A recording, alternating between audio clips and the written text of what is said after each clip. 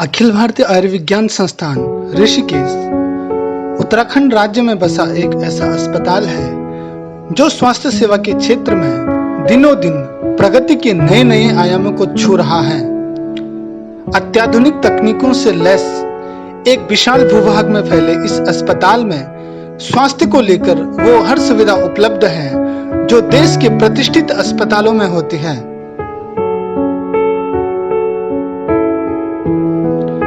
आपको बता दें कि उत्तराखंड के साथ ही देश के विभिन्न प्रांतों से हर दिन हजारों की संख्या में यहाँ मरीज अपना इलाज कराने आते हैं। ऐसी कोई भी बीमारी नहीं है जिसका इलाज एम्स ऋषिकेश में संभव न हो। ऐसे में यह प्रश्न हर किसी के दिलो दिमाग में आता है कि आखिर हम अपने मरीज को एम्स में कैसे दिखाएं और कैसे डॉक्टरों से उचित परामर्श लें। अस्पताल में इमरजेंसी मरीजों को कैसे प्राथमिकता दी जाती है, इन सभी सवालों का जवाब आप खुद ही सुन लीजिए।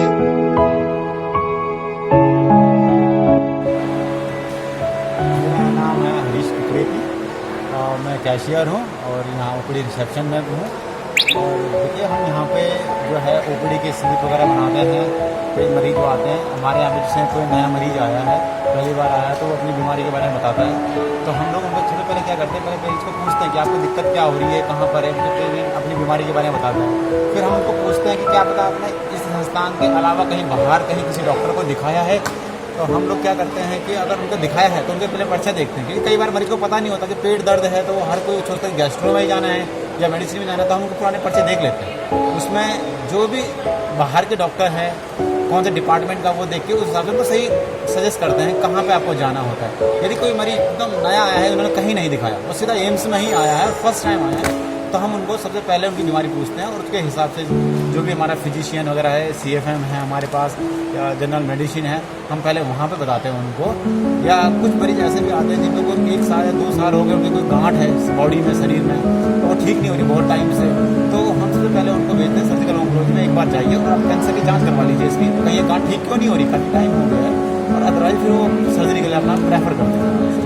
फिर इसके बाद अपना स्टेप आता है भर्ती होने का। तो भर्ती हमने पेशेंट को वहाँ भेज दिया, मरीज को लगता है कि डॉक्टर को लगता है कि इनको भर्ती करने की ज़रूरत है, तो डॉक्टर उसमें लिखता है कि इनको भर्ती कर दीजिए और डॉक्टर का नाम और किस डिपार्टमेंट में भर्ती करते हैं वो उनके पेपर में, ओपीडी पेपर में मेंशन रहता है। उसके बाद क्या करते हैं कि हम लोग पेशेंट हमारे पास आता है तो हम सिस्टम में देखते हैं कि हमारे पास उस डिपार्टमेंट में कितने बेड अवेलेबल हैं। अगर बेड खाली है कोई भी तो हम उस मरीज को दे देते हैं, ठीक है। उसमें भी 2 कंडीशन होती हैं, एक होता है इमरजेंसी का, एक होता है ओपीडी का। अगर पेशेंट इमरजेंसी का है तो पहले उसको मिलेगा, उसके बाद हम ओपीडी वाले पेशेंट को बेड देते हैं। और अगर बेड नहीं है तो पेशेंट को बोलते हैं थोड़ा वेट करिए, जैसे ही कोई बेड खाली होता है फिर आपको दे दिए। इसके साथ ही डिस्चार्ज की क्या प्रक्रिया है वह भी जान लें। तिवारी है और मैं ओपीडी काउंटर में काम करती हूँ, ठीक है। जैसे हम किसी की छुट्टी करते हैं तो पहले हम जो उसको अटेंडेंट पास देते हैं वो लेते हैं, ठीक है ना। उसकी हम रिसीविंग कर लेते हैं, उसके बाद हम उसका बिल चेक करते हैं, एक उसका रूम चार्ज का और इसका प्रोसेसिंग चार्ज का, ठीक है। उस पर हम देखते हैं उसमें कि उन्होंने कितने दिन का उनका रूम चार्ज हो रहा है या कोई प्रोसेसिंग चार्ज हो रहा है या नहीं हो रहा है, उसके हिसाब से हम उनका बिल चढ़ाते हैं, ठीक है।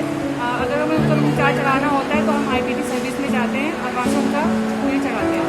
फिर उनका पूरा बिल वेरीफाई होने के बाद फिर हम उनसे पेमेंट लेते हैं जो उनका बनता है, जो उनका पेमेंट बनता है उनसे हम लेते हैं और उसके बाद पेशेंट की छुट्टी करते हैं, वेरीफाई कर देते हैं। यह दौर एक वैश्विक महामारी का दौर है। ऐसे में यह सवाल हर किसी के दिमाग में आता है कि क्या कोरोना काल में अन्य मरीज जैसे कि एक्सीडेंट केस, इमरजेंसी केस, क्या इन पेशेंटों का इलाज एम्स में संभव है। इन सभी प्रश्नों का जवाब देंगे संस्थान के डॉक्टर भारत भूषण भारद्वाज जी। इमरजेंसी में लॉकडाउन खुलने के बाद हर मरीज आ रहा है जो कोरोना टाइम से पहले आता था।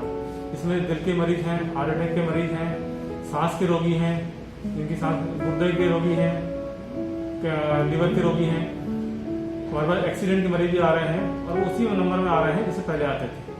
उसमें कोई कमी नहीं आई है और हम हर तरह का मरीज जो है, चाहे वो कहीं से रेफर हो रहा हो, चाहे वो सीधे आता है, इमरजेंसी में हम हर मरीज को ले रहे हैं। इस समय जो एक अतिरिक्त चैलेंज हमारे सामने ऊपर है वो ये है कि कोरोना की वजह से हमारे सभी हेल्थ केयर वर्कर्स जो हैं, जो डॉक्टर्स हैं, स्टाफ है और हम लोग हैं, सबके सब पीपी पहनते हैं। एक नए मरीज मिल गए जो कोविड पॉजिटिव रिपोर्ट लेके आते हैं, उनको हम लोग जो है कोविड ब्लॉक है हमारा अलग, उसमें भर्ती कर देते हैं। और जो बाकी मरीज हैं उनका कोरोना टेस्ट करके हम लोग एक कोविड सस्पेक्ट एरिया है, तो फिर उनकी रिपोर्ट नहीं आती, वहाँ उनका इलाज चलता है।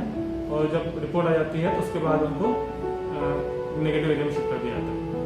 जो कोविड पॉजिटिव मरीज होते हैं उनके लिए उसकी कंडीशन के हिसाब से ट्रीटमेंट दिया जाता है। जो माइल्ड सिम्टोमेटिक मरीज होते हैं उनको मल्टीविटामिन, हाइड्रेशन थेरेपी और एंटीबायोटिक दी जाती है। जो गंभीर मरीज होते हैं उनके लिए अलग अलग ट्रीटमेंट प्रोटोकॉल हैं, उन ट्रीटमेंट प्रोटोकॉल के हिसाब से उन मरीजों को इलाज किया जाता है।